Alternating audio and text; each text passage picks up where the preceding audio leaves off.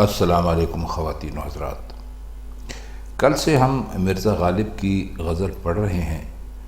اس بزم میں مجھے نہیں بنتی حیا کیے، بیٹھا رہا اگرچہ اشارے ہوا کیے۔ کل ہم نے اس کے 4 اشعار کے مشکل الفاظ کی معنی اور اس کی تشریح آپ کی خدمت میں پیش کی تھی، تو آج ہم اس کے 5ویں شعر سے شروع کرتے ہیں۔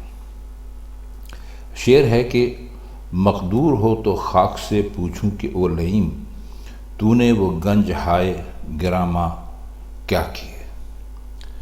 مقدور ہو کا مطلب ہے کہ اگر میرے بس میں ہو، اور لئیم کہتے ہیں کنجوس کو، بخیل کو، اور گنج کہتے ہیں خزانے کو، اور گنج ہائے یعنی بہت سارے خزانے، گرامایا کہتے ہیں جن کی قیمت بہت زیادہ ہو، جو بہت زیادہ قیمتی ہوں۔ تو فرماتے یہ ہیں کہ اگر ممکن ہو اور میرے بس میں ہو تو میں زمین سے پوچھوں کہ اے نامراد کنجوس زمین، جو بیش بہا خزانے تیرے حوالے ہوئے تھے اور تیری تہہ میں پہنچ گئے، وہ کہاں گئے، ان کا کیا بنا۔ مطلب یہ ہے کہ بے شمار ایسی ہستیاں دنیا میں پیدا ہوئیں اور انہوں نے بڑے بڑے کارنامے سر انجام دیے، بڑے بڑے کام کیے، اور پھر مر کر زمین میں دفن ہو گئی، اور اب ان کا کوئی پتہ نہیں چلتا۔ تو زمین سے پوچھتے ہیں کہ تو نے ان سے کیا برتاؤ کیا۔ اگلا شعر ہے، کس روز تہمتیں نہ تراشا کیے عدو، کس دن ہمارے سر پہ نہ آرے چلا کیے۔ تہمت کا مطلب ہوتا ہے الزام لگانا، اور تراشنے کا ویسے تو مطلب ہوتا ہے کسی چیز کو گھڑنا، بنانا، لیکن یہاں تراشا سے مراد ہے بنایا، یعنی جو، اور عدو کہتے ہیں دشمن کو۔ تو فرماتے ہیں کہ جو ہمارے دشمن ہیں، ہمارے عدو ہیں، عدو دشمن کو کہتے ہیں، ابھی آپ کو بتایا، تو وہ کون سا وقت تھا یا کون سا دن تھا جب انہوں نے، ہمارے رقیبوں نے یا ہمارے مخالفوں نے یا ہمارے عدو نے ہم پر تہمتیں نہیں تراشیں، اور کون سے دن ہمارے سر پر آرے نہ چلے، یعنی ہمیں انتہائی دکھ نہ دیے گئے۔ اب تراشنے اور آرے چلنے کی اگر آپ اس کی مناسبت دیکھیں تو یہ بھی بہت ہی اعلیٰ قسم کی ہے کہ جب کسی چیز کو گھڑنا ہوتا ہے، مثلا آپ کسی لکڑی کو اگر گھڑتے ہیں تو آپ اس کو تراشتے ہیں، اور یہی کام آرا بھی کرتا ہے۔ تو ان دونوں الفاظ کو، یعنی تراشنے کو اور آرے کو، مرزا غالب نے بہت ہی خوبی سے استعمال کیا۔ اگلا شعر دیکھیے کہ صحبت میں غیر کی نہ پڑی ہو کہیں یہ خو، دینے لگا ہے بوسے بغیر التجا کیے۔ صحبت کا مطلب ہوتا ہے ساتھ یا دوستی، یا کسی کے ساتھ کسی جگہ پر بیٹھنا، اور غیر سے مراد یہاں پر بھی رقیبی ہے، اور خو کہتے ہیں عادت کو، اور بوسے کا مطلب ہوتا ہے چومنا، التجا کا مطلب ہوتا ہے درخواست کرنا، انگریزی میں کہہ لیجئے تو ریکویسٹ کرنا۔ تو فرماتے یہ ہیں کہ جب ہماری محبوب سے ملاقات ہوئی اور تنہائی میں ملاقات ہوئی،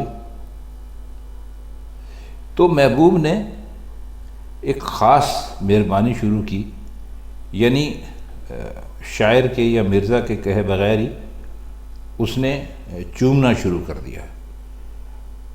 تو عاشق کے دل میں یہ خیال پیدا ہوا کہ پہلے تو ایسی حالت نہیں تھی، اور اب یہ بدگمانی بھی پیدا ہوئی کہ کہیں اس کو یہ عادت رقیب کی صحبت میں تو نہیں پڑی۔ تو اب فارسی میں ویسے مشہور ہے کہ عشق است و ہزار بدگمانی، یعنی عاشق اب تو ہمیشہ آہ و فغان کرتا ہے، روتا ہے کہ بھئی ہماری طرف کوئی توجہ نہیں ہے، ہماری بات نہیں پوچھتے، اور یہ جائے کہ وہ عاشق کو بوسے دینے لگتا ہے۔ تو یہ مہربانی بجائے اس پر کہ خوش ہوتے، تو ان کو یہ شک ہونے لگا کہ یہ عادت جو ہے اس کو ہمارے محبوب کو غیر کے ساتھ میل جول سے پڑی ہے۔ تو اب دل میں یہ گمان بھی ہونے لگا کہ جیسے یہ بے تکلفانہ ہمیں بوسے دے رہا ہے تو یقیناً رقیب کو بھی بوسے دیتا ہوگا۔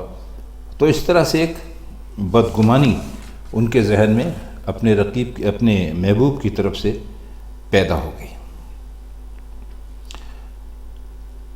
شعر نمبر 8 ہے، ضد کی ہے اور بات مگر خوب بری نہیں، بھولے سے اس نے سینکڑوں وعدے وفا کیے۔ ضد کا مطلب ہوتا ہے کسی بات پر اڑ جانا، مسلسل اصرار کرنا، اور خو ابھی آپ کو بتلا چکے ہیں کہ عادت کو کہتے ہیں، اور بھولے سا کا مطلب یہ ہے کہ غلطی سے بھی، اور سینکڑوں یعنی دسیوں، اور وعدہ وفا کرنے کا مطلب ہوتا ہے وعدہ پورا کرنا۔ تو فرماتے ہیں کہ میرے محبوب کی عادت یقیناً بری نہیں ہے، البتہ کبھی ضد پر آ جائے تو جو کچھ کرنا چاہے نہیں کرتا۔ چنانچہ جب وہ ضد بھول گیا تو ایک دو نہیں سینکڑوں وعدے پورے کر دیے۔ اب یہاں آپ مرزا غالب کی احتیاط دیکھیے کہ محبوب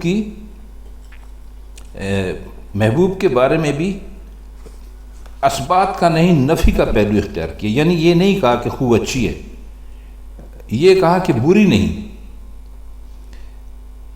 دیکھیے کیسی عجیب بات ہے۔ تو مرزا کے کلام میں یہی باریکیاں اور یہی نزاکتیں ہیں جو کسی دوسری جگہ آپ کو عموماً نظر نہیں آتی۔ اب اس کا ہم آخری شعر یعنی مقطع دیکھ لیتے ہیں کہ اس میں وہ کیا فرماتے ہیں۔ غالب تم ہی کہو کہ ملے گا جواب کیا، مانا کہ تم کہا کیے اور وہ سنا کیے۔ اس میں کوئی مشکل لفظ نہیں ہے، تو ہم اس کا مطلب کرنے کی کوشش کرتے ہیں۔ تو اپنے آپ سے مخاطب ہیں کہ غالب تم جو اپنا حال سنانے اور اظہار عشق کرنے کی غرض سے محبوب کے پاس جاتے ہو تو خود ہی بتاؤ کہ تمہاری جو تم محبوب کو لمبی چوڑی اپنی کہانیاں سناتے ہو ان کا کیا جواب ملے گا۔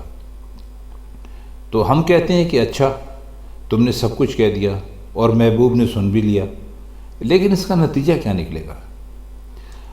اب یہ سب کچھ ایک ہمدرد دوست یا ناصح یا نصیحت کرنے والا مرزا کو سمجھا رہا ہے، یعنی گویا اظہار عشق کا ارادہ دیکھ کر وہ سمجھ گیا کہ غالب دیوانہ ہو رہا ہے، اور وہ اس کے سامنے اظہار عشق کرنے چلا ہے جہاں اس کے پہنچنے کا بھی کوئی امکان نہیں۔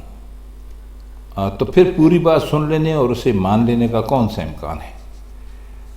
تو خواتین حضرات، یہ مرزا غالب کی کل جو ہم نے غزل شروع کی تھی اس کے آخری 5 اشعار تھے، جن کے مشکل الفاظ کے معنی اور کچھ ہم نے ان کے مطلب کرنے کی کوشش میں آپ کا اتنا وقت لیا۔ تو آج کے لیے بس اتنا ہی۔ تو مرزا غالب کی کسی اور غزل کے ساتھ کسی اور محفل میں انشاءاللہ آپ سے پھر ملاقات ہوگی۔ تب تک کے لیے ہم چاہتے ہیں آپ سے اجازت۔ خدا حافظ۔